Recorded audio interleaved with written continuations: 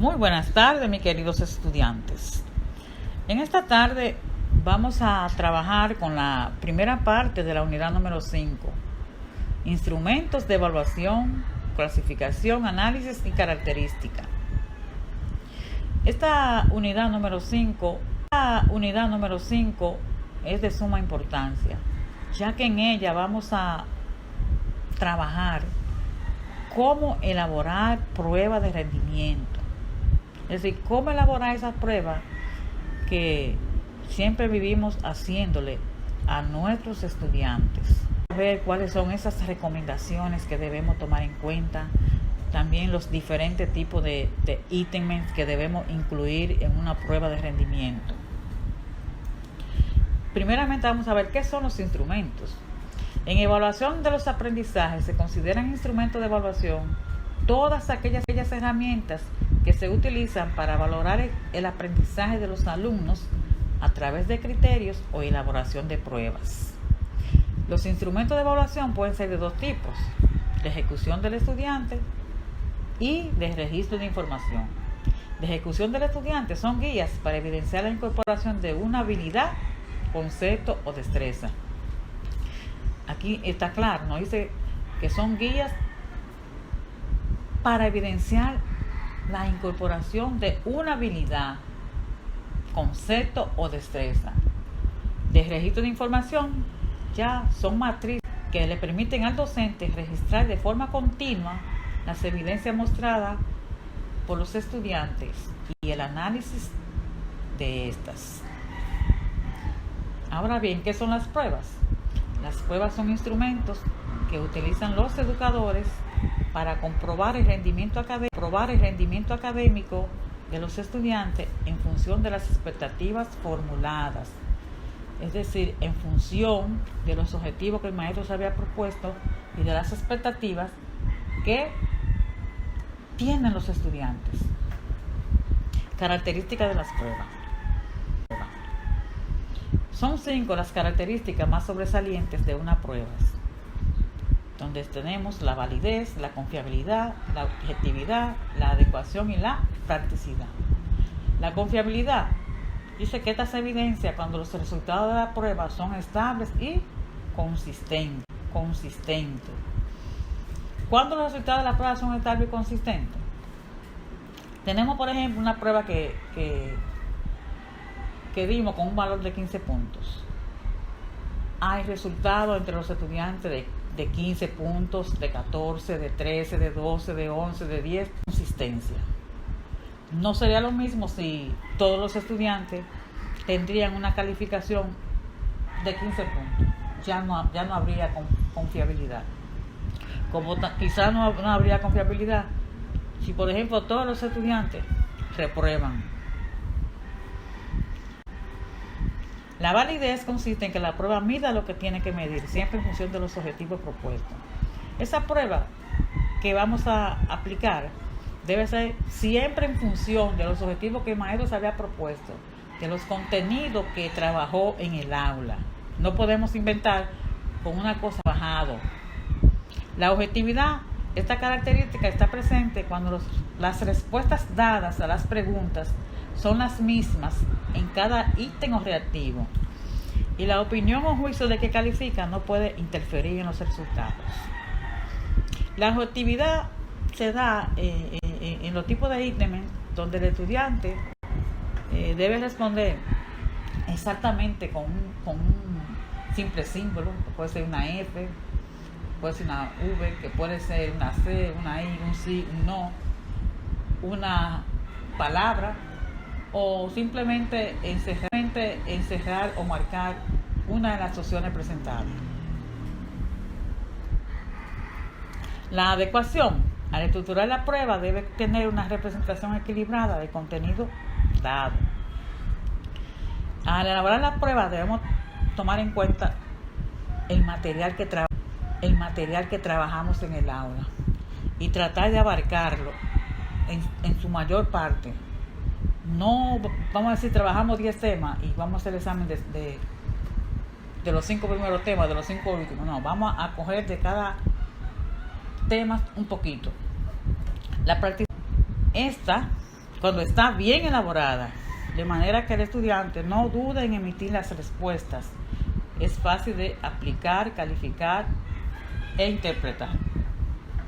Cuando una prueba es práctica, lo dice cuando está bien elaborada, es decir, el formulario está bien impreso, no tiene borrones, es fácil para leerlo, las preguntas están bien formuladas, es decir, el estudiante la entiende, el espacio para poner la respuesta, los temas están bien separados uno del otro, de manera tal que el estudiante no duda en emitir una respuesta porque entiende lo que el profesor quiere que él haga. Los tipos de pruebas. Tenemos las pruebas orales, donde el estudiante debe responder a las preguntas que el profesor le hace de forma oral. También puede realizarse mediante interrogatorios a través de preguntas que deben ser precisas. También estas pruebas pueden hacerse de un estudiante a otro estudiante, pero de forma verbal. Y pruebas escritas. Las pruebas escritas se clasifican en pruebas de ensayo. Cabe destacar que las pruebas escritas es donde el estudiante debe escribir, eso está claro. Por estas se clasifican en pruebas de ensayo de desarrollo y pruebas objetivas. Las pruebas de ensayo de desarrollo son aquellas en las cuales el estudiante expresará el dominio de sus conocimientos por medio de respuestas extensas, con sus propias palabras, a las preguntas que formula el docente. Algo importante aquí es que el profesor debe tener cuidado en la elaboración de estas preguntas, porque no es a repetir lo que el estudiante leyó en el libro o que leyó en el folleto, sino preguntas donde el estudiante deba reflexionar, porque va a responder con sus propias palabras, no va a repetir o dijo fulanito, como en la educación tradicional que se usaba mucho esa pregunta. Por ejemplo, ¿qué es el verbo? ¿Qué es el adjetivo? ¿Qué son las plantas? Más adelante veremos ejemplos de cómo se elaboran estos tipos de ítems. Tienen sus ventajas estos ítems de ensayo y desarrollo. Dice que se adaptan a la mayoría de las asignaturas, no necesitan mayor técnica en su elaboración, son bastante prácticas, estimulan el conocimiento y comprensión de grandes cantidades de materia, exigen del alumno capacidad para organizar y exponer su pensamiento, dando oportunidad a externar su propio criterio. Y dentro de las desventajas tenemos que falta de tiempo para calificarla, porque son respuestas extensas que el estudiante va a dar. Entonces el profesor debe dedicar tiempo para leer cada respuesta. Falta de confiabilidad del calificador, dado que las respuestas no se establecen previamente, afectado por la ortografía, la buena sintaxis, etc., y no por el contenido de las respuestas. Al maestro le cuesta calificarlas, principalmente si trata de ser justo. Este tipo de ítem puede ser afectado, como dice ahí, por la ortografía o por la sintaxis. El muchacho escribió la palabra más, vamos a bajarle punto.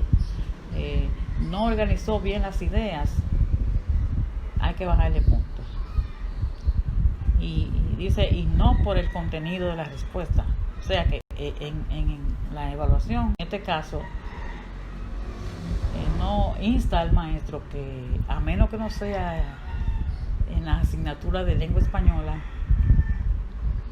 no baje puntos si es posible a un estudiante porque escribió una palabra mal escrita.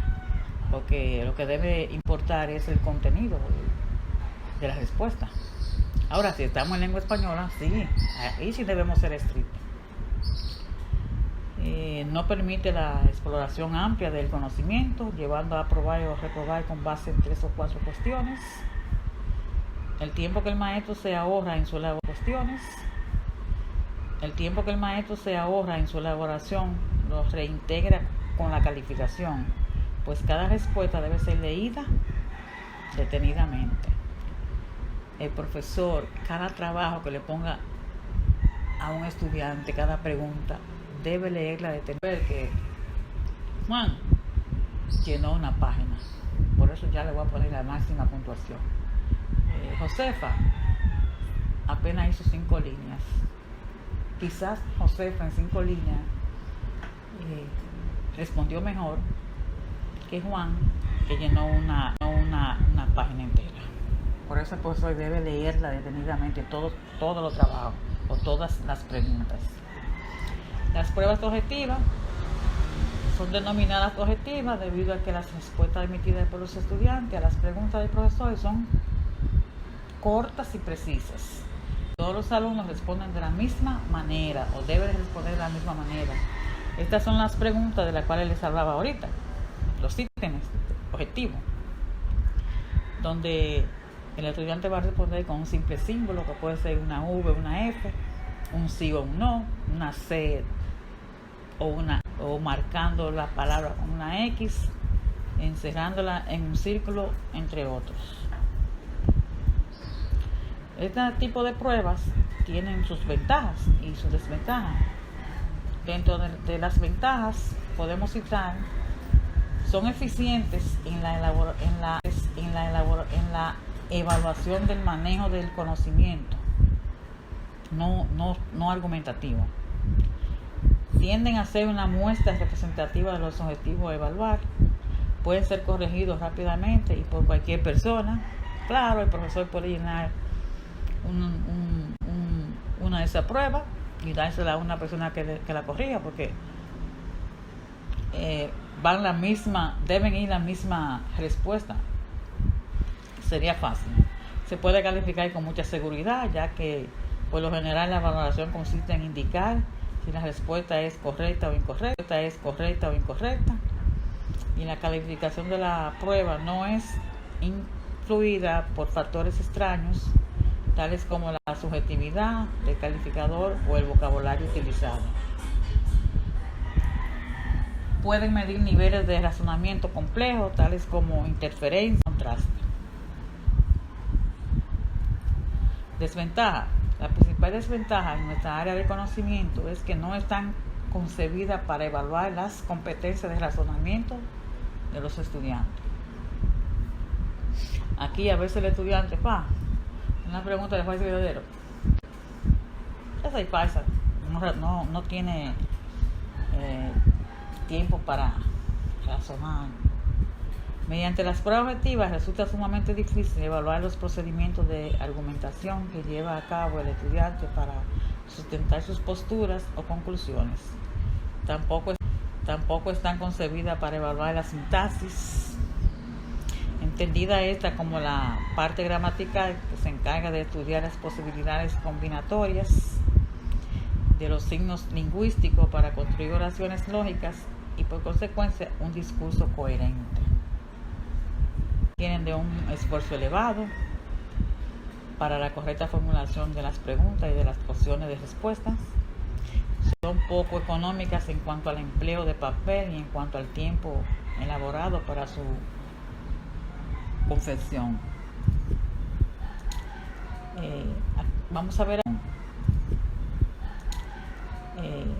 Vamos a ver ahora los principios generales y procedimientos para la construcción de una prueba.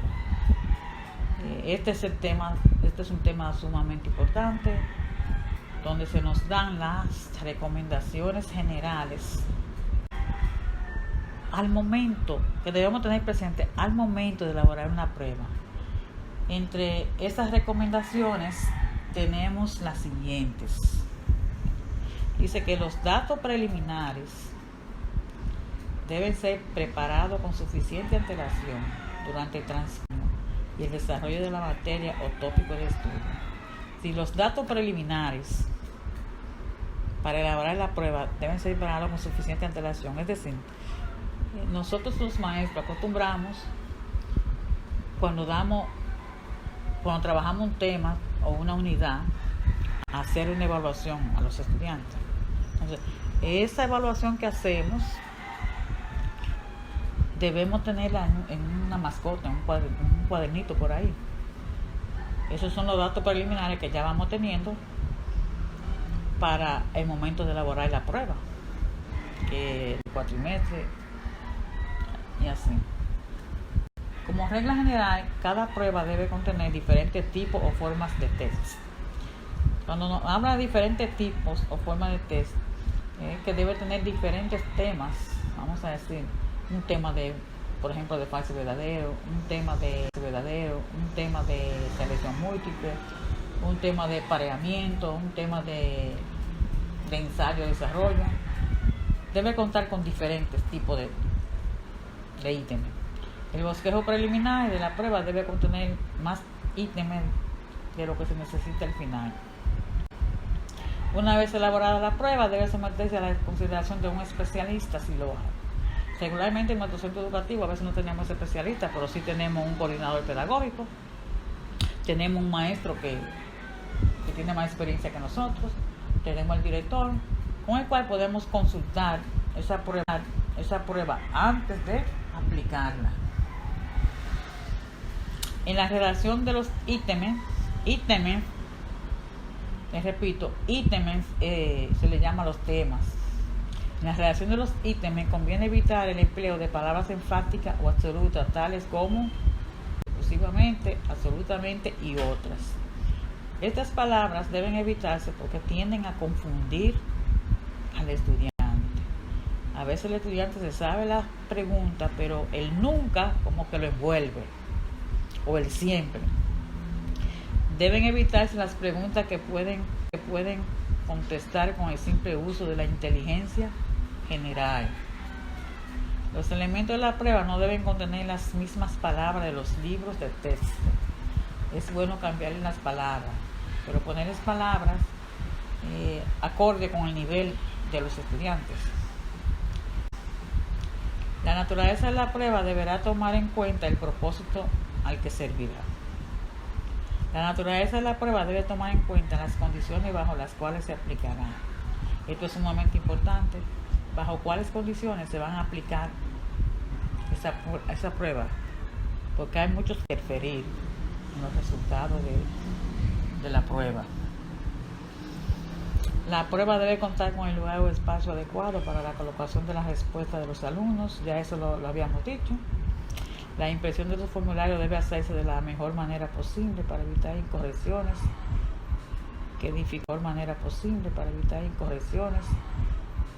que dificulten su correcta interpretación.